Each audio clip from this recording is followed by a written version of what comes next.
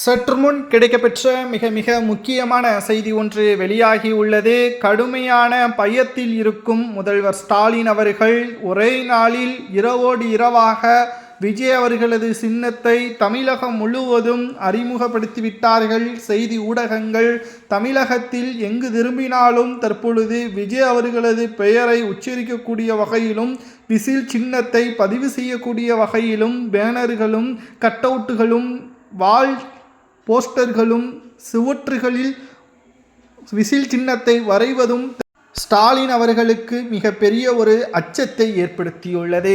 இதற்கு மிக முக்கியமான காரணமே கடந்த 4.5 ஆண்டுகளில் திமுக சொன்ன 524 வாக்குறுதிகள் என்ன ஆனது, 40 கூட முழுமையாக நிறைவேற்றவில்லை என்று எடப்பாடி பழனிசாமி அவர்கள் சட்டசபையில் நேற்று தெரிவித்திருந்தார்.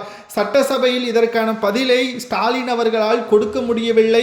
மனசாட்சியை பொறுத்தளவிற்கு என்னுடைய கடமையை நிறைவு செய்கிறேன் என்பதையும் ஸ்டாலின் அவர்கள் நேற்று பேசியதும் குறிப்பிடத்தக்கது. மீண்டும் ஒரு முறை ஆட்சியை தமிழக மக்கள் எங்களுக்கு வழங்குவார்கள் என்று ஸ்டாலின் அவர்கள் கூறுகிறார். ஆனால் அது உண்மையாகவே நடப்பதற்கு வாய்ப்பே கிடையாது.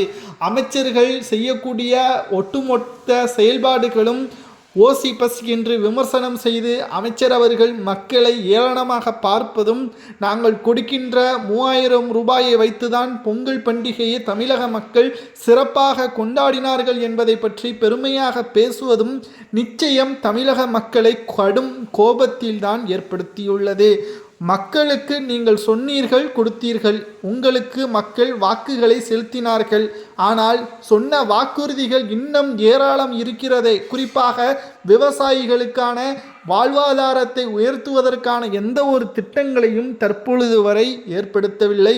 பகுதி நேர ஆசிரியர்களது போராட்டம் நடைபெற்று கொண்டுதான் இருக்கிறது. நீட்டை ஒழிப்போம் என்று கூறினார்கள். தற்பொழுது மருத்துவ துணை படிப்புகளுக்கும் நீட்டை கொண்டு வருவதற்கான முயற்சியில்தான் மத்திய அரசு ஈடுபட்டு கொண்டிருக்கிறது. இதை கூட ஸ்டாலின் அவர்களால் கட்டுப்படுத்த முடியவில்லை என்ற குற்றச்சாட்டுகளும் நாளுக்கு நாள் அதிகமாகி கொண்டுதான் இருக்கிறது. இதனால் தேர்தலில் தோல்வியடைந்து விடுவோமோ என்ற ஒரு அச்சம் ஸ்டாலினுக்கு தற்பொழுது வந்துவிட்டது. திமுகவின் உண்மையான தொண்டர்களை தற்பொழுது அதிருப்தியில்தான் இருக்கிறார்கள். ஒரு பக்கம் குடும்ப அரசியலை நடத்துகிறார்கள், மறுபக்கம் மக்களிடம் நேரடியாக செல்ல முடியவில்லை. இதற்கு முன்னாலாவது அதிமுக திமுக என்று இரு கட்சிகள் தான் இருந்தது. மக்களை சுலபமாக நாம் பேசி சமாளித்து விடலாம். இப்பொழுது தாவேகா நாம் தமிழர் என்று 4 பக்கமும் 4 திசைகளாக இருப்பதால்